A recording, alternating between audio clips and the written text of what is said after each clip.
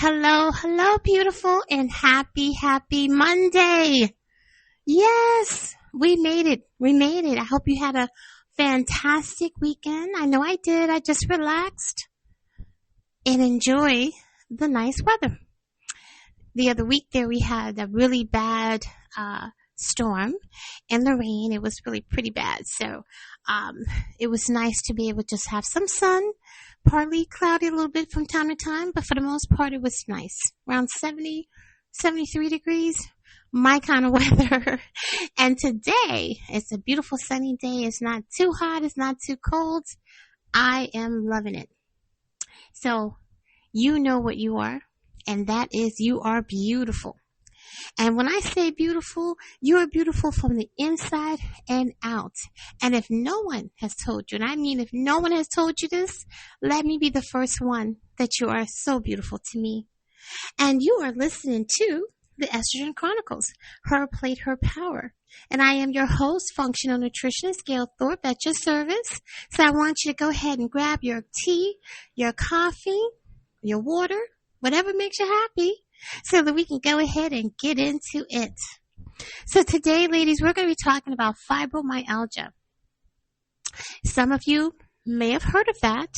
Some may have not, but I'm going to inform you exactly what it is. And for those who are currently struggling with this, I'm so sorry, because it's really a very debilitating condition.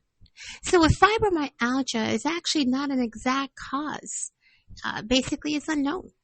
There are some factors in the medical community that we know about, and that is genetics. It often runs in the family. Okay.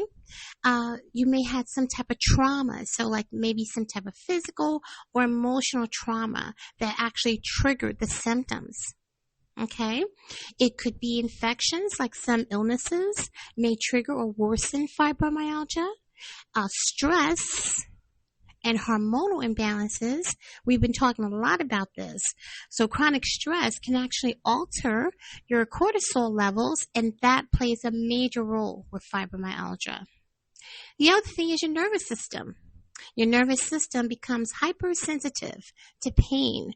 All of a sudden that can happen, which can be a cause for fibromyalgia. Okay?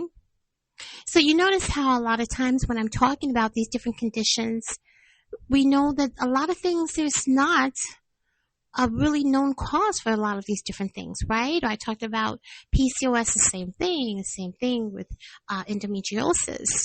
But one thing that we do know that I find every time I deal with my clients, and that is stress and hormones play such a huge role.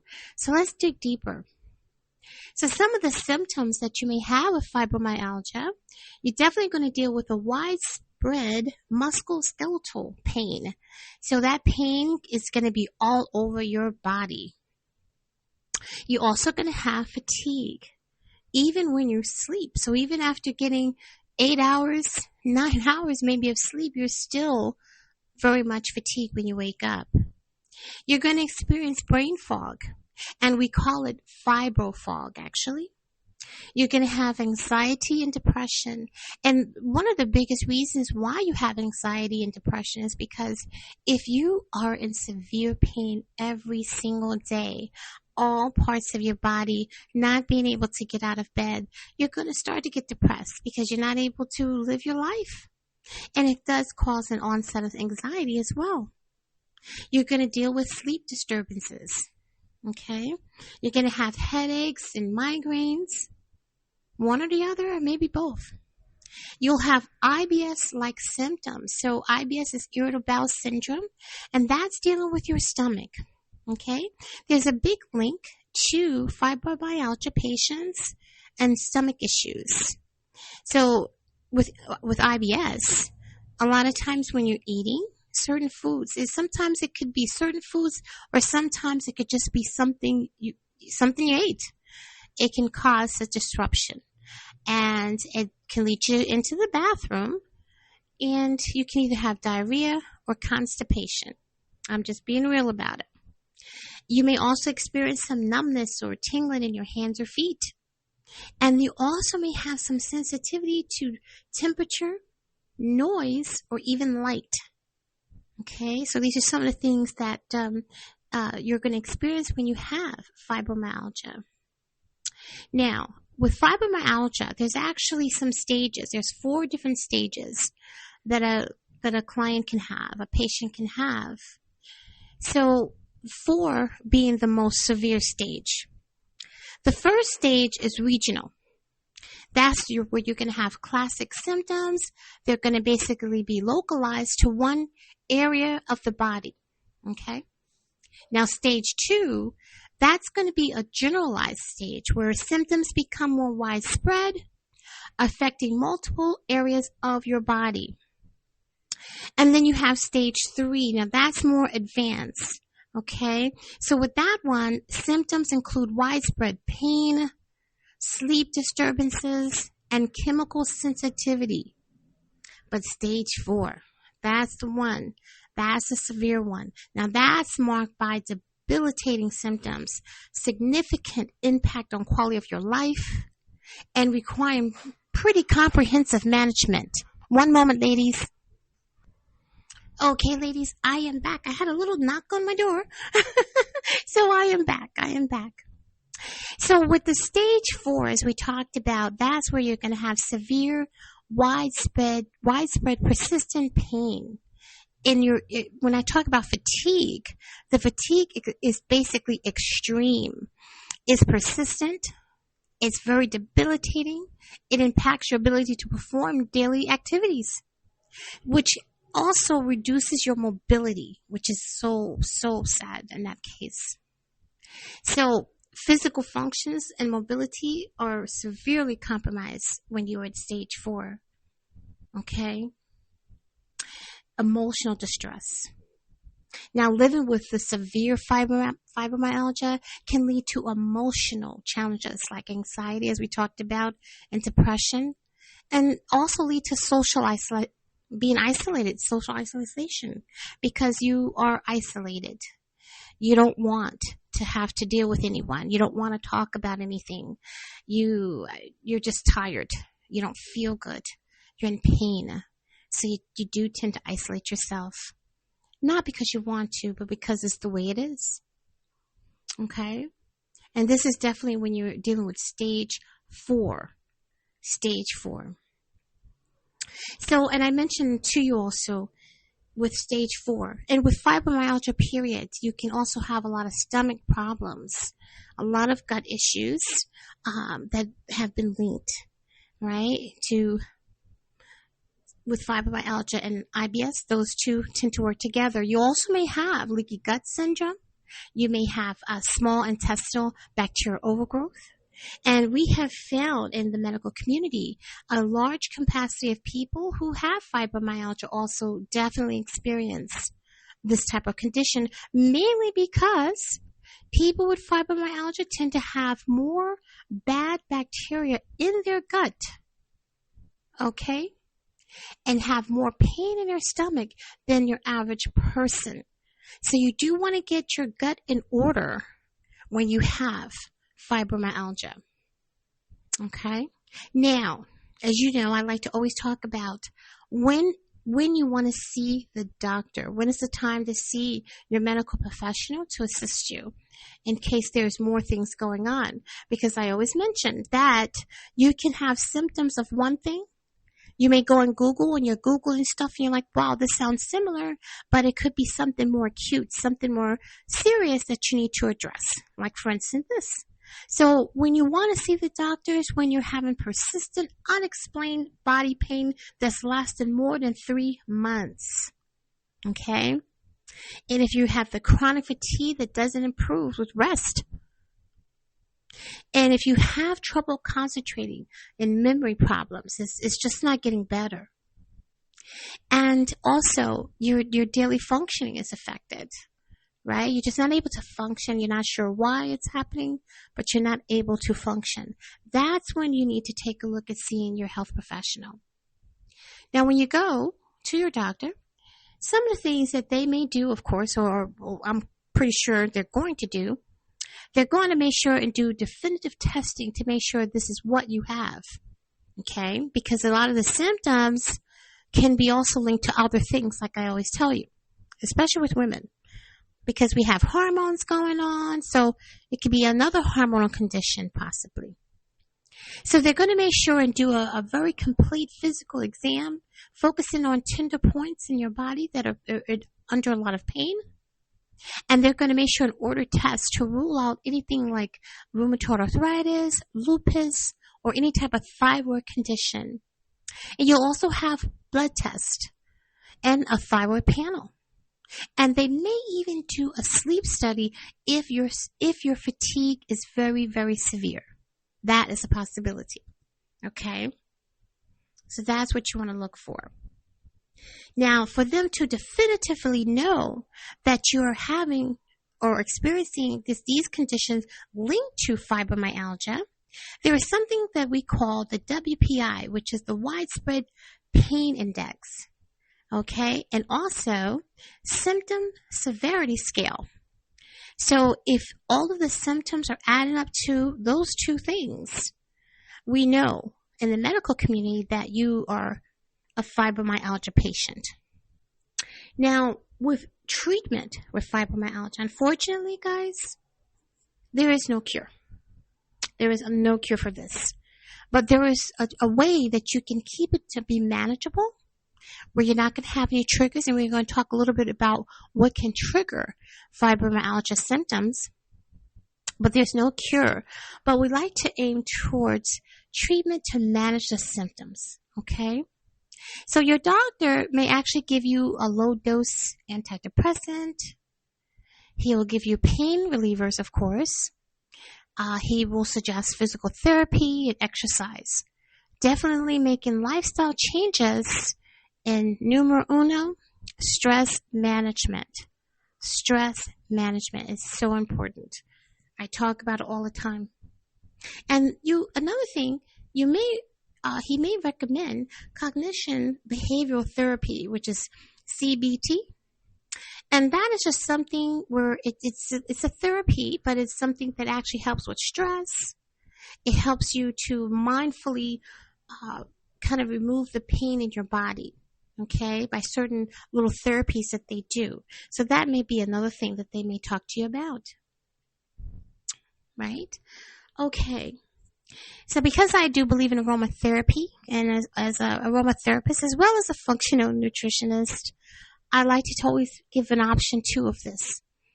Lavender is which is one of my favorites, is very calming, and it helps to sleep. It helps with anxiety.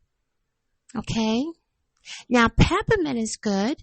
That's good for headaches and muscle pain. So if you're experiencing any kind of muscle pain and headaches, peppermint helps with this. And eucalyptus, that's actually, believe it or not, is anti-inflammatory. And it helps also to support your respiratory health. Frankincense, that helps to reduce inflammation and pain. And then you have chamomile, which is also very calming, and it helps you to sleep. Now, these essential oils, of course, you can diffuse them.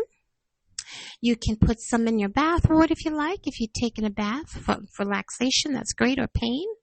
And you can also dilute it in a nice topical massage oil that you can put on your stomach, your legs. You can put it in the back of your neck and the back of your wrist if you're experiencing pain there on the different areas. Okay? But that's something you want to definitely take a look at. Now, I know this sounds kind of crazy in a sense. Exercise. Even though you're experiencing severe pain, I know if I say on a scale from 1 to 10, your pain's probably a 20. But whatever condition that we experience in life, we still have to be mobile to some degree, because it does help. It helps with our circulation. It helps definitely for the blood to flow throughout your body. And it helps also to release the endorphins that you need to help with depression. So exercise does so many great things. But here's the key. When you are having any kind of flare-up or if you have fibromyalgia, period, you want to make sure that you are doing gentle movement. That is key. You want to definitely avoid overexertion. Okay? So when we want to go ahead and we want to walk, just take a nice gentle walk. Nothing too brisk walking. No, we don't want to do that. Just nice gentle walk. We want to do stretching and yoga. Tai Chi is really nice. It's smooth, very, very slow movements. Nothing hardcore. Swimming and water aerobics is great. Pilates, of course, as long as it's gentle. And then low resistant strength training. Okay?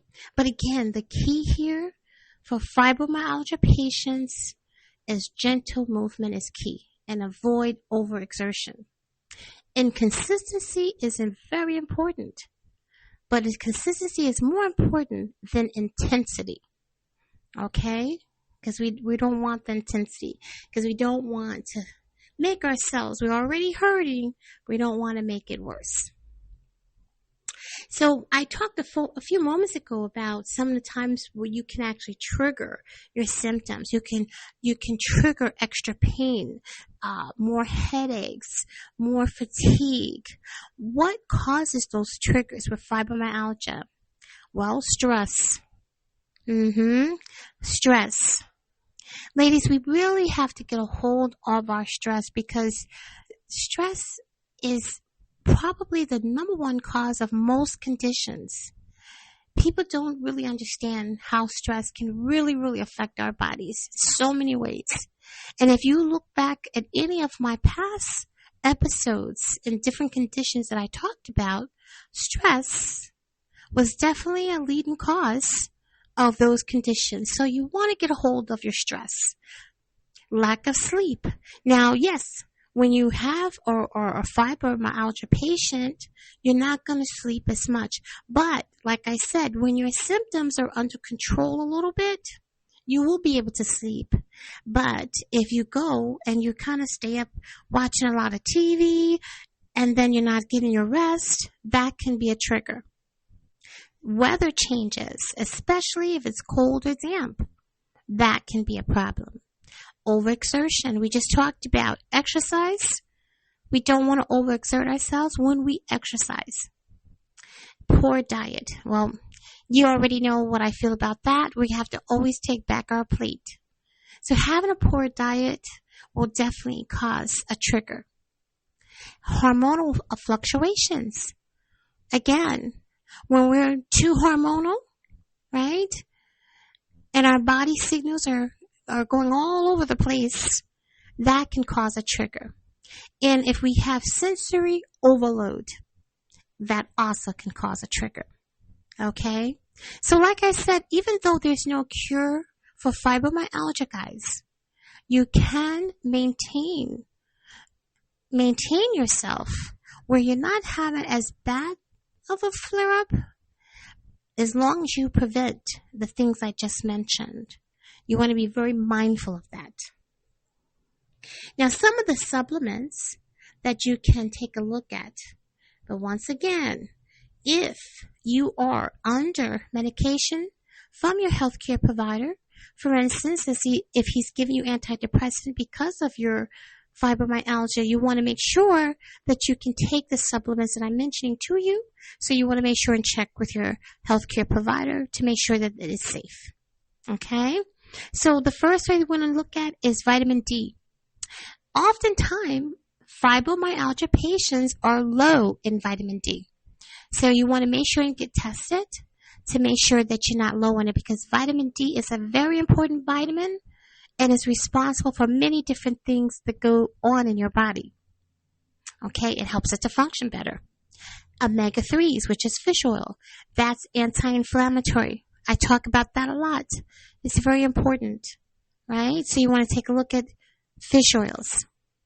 CQ10, that helps to support energy. Remember, with fibromyalgia, you have no energy a lot of times. You're struggling and you're under fatigue. You want to look at B complex vitamins, especially vitamin B12, because that's your energy vitamin, right? So again, that helps to boost our energy. We want to take a look at turmeric, which is a natural anti-inflammatory. And we want to take a look at magnesium glycinate. That helps to relax your muscles, and it also helps to promote sleep. So if you're having some trouble sleeping, you want to take a look at magnesium glycinate. Okay, but like I said, make sure first that you check with your healthcare provider. So now it's time for us to take back our plate. So there are some things that we really want to hone in on when it comes to fibromyalgia, because as you can see, guys, there are 4 stages to this condition. And with stage 4 is the most severe. And a lot of patients that I've seen are in stage 4. And if you know someone that has fibromyalgia, please be patient with them. If they're in pain, even though they may not look like they're in pain, please understand that they are dealing with something at the time. Give them some patience, okay? Because this is a very, very, very debilitating condition.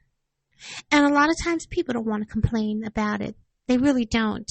But unfortunately, it happens, right? Sometimes because they're not mobile, they have to end up getting mobility aids to help them to move around. That's how debilitating this is. So I say that to you because I want people to understand that this is a condition. It's not fun. And we need to take time up with people who have it. So we want to make sure that we do an anti-inflammatory diet, which is so important. Because with fibromyalgia, it's very inflammatory in your body. So we want to do opposite of that.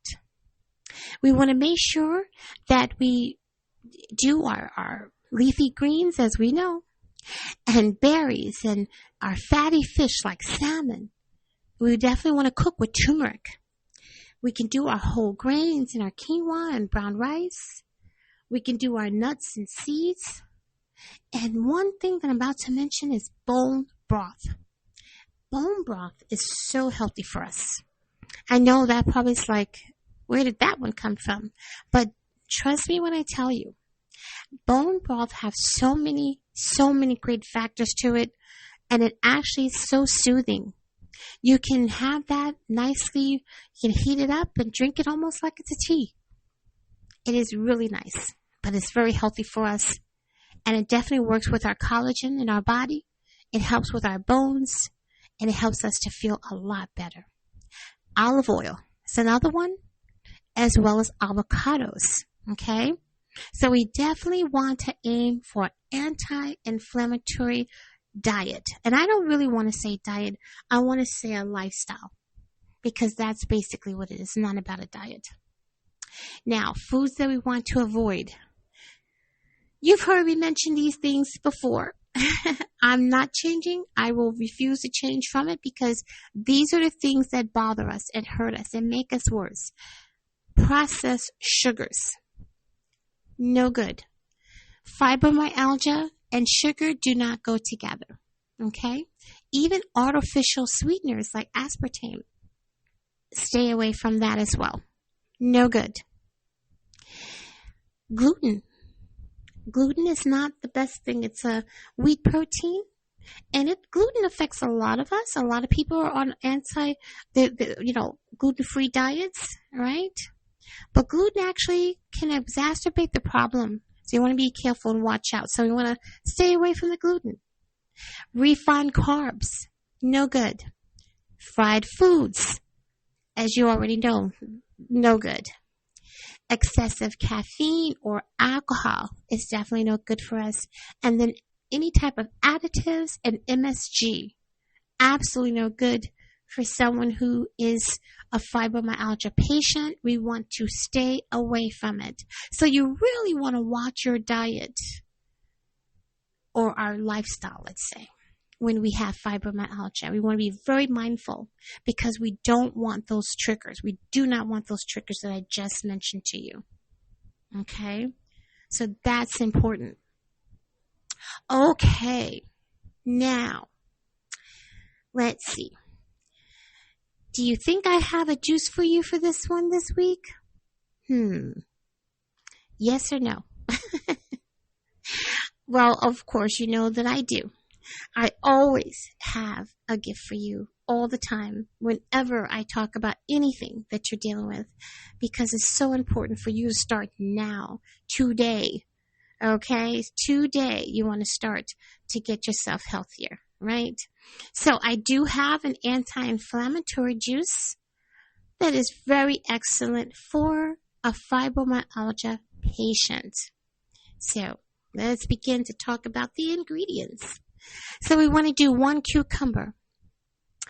We want to do 2 stalks of celery, 1 green apple, 1 cup of spinach. We want to do a half lemon that's peeled, 1 inch of fresh ginger, and 1 inch or a piece of a turmeric root. Okay? Now, you can also do a pinch of black pepper, because what that also does, it helps the turmeric to absorb better, right? And we need that for anti-inflammatory. We want to go ahead and blend this juice together, and we want to go ahead and enjoy it immediately once it's finished, because why? That's when the nutrients are there. This drink actually helps to reduce inflammation, and it also helps to boost the nutrients that this juice gives you. But it also helps to boost the nutrients that you're eating as well, right? Because it kind of just opens it up for you. But it's an anti-inflammatory, and it's perfect for someone who is dealing with fibromyalgia. My suggestion is to drink this juice in the morning on an empty stomach, so it can really get right into your body and start to do the work. Okay? And you can drink this at least three times a week, maybe 3 to 5 times a week if you like, right? But we need to be able to be careful of our diet, our lifestyle diet on this one, because fibromyalgia, like I said, guys, there's no cure for it. So we want to make sure that we really are mindful of what we're putting into our bodies on this one. Okay, guys. Well, we've covered a lot of ground on fibromyalgia. We talked about the fact that it is a genetic disposition, usually runs in families. Unfortunately, we are not sure in the medical community why it actually happens. But we talked about some of the triggers, and we know that stress is one of the biggest trigger, right? So we have someone again who has fibromyalgia. Be patient with them. Try not to stress them out, because that can actually cause a flare-up, and we don't want that. We talked about some supplements that we could take to help with sleeping, to help with also inflammation and energy, right? We also talked about some essential oils that we can use to help us as well naturally. We also talked about going to the doctor and what to expect there, and how do they gauge that you are a fibromyalgia patient. So we covered a lot of territory today, and that's the goal, is for you to be informed always, right? Okay, guys, well, you know I always end our session with wellness is not just a focus, it is a lifestyle, because it is, guys. It is absolutely a lifestyle. It's one that we should live every day, be mindful of our health, and make sure that we are taking back our plate by putting the good things that we need to take it back. So we always have to make sure and take care of our health. That's so important. And if you find that this podcast has been effective for you and giving you all of the great information that you need to know, you want to make sure and share with others. I am here every Monday, right? And you want to be able to share with others so they can get the information as well too. So share this podcast out. Be sure to like it so you know when I'm going to be, my next episode will be again. Okay? And if you're looking for some assistance with your fibromyalgia by having a specialized program where you will be able to, if you're not sure about, even though we talked about some of the foods, there's a lot more foods that you can have and a lot more that you can't have. And you need to have someone to be able to spill it out for you. That's me. I'm your functional nutritionist. I'm your detective for your health, and I'll be able to do a customized program just for you, including even stress management, supplements, the whole gamut. Be sure to go to my website, www.nutritionudesign.com, and go ahead and book a session with me. A 30-minute discovery session. It's free, and that way we can take a look at what are the next steps for you. Okay, guys, I think I've covered it all today with fibromyalgia, but like I said, you want to make sure and be mindful of your health. Watch out for any symptom that you may be having, and you want to make sure and go to your health provider immediately so that you can see what it is, so that you can handle it right away. I hope you have a great rest of your weekend. I know I will. And with that being said, I will be talking to you soon.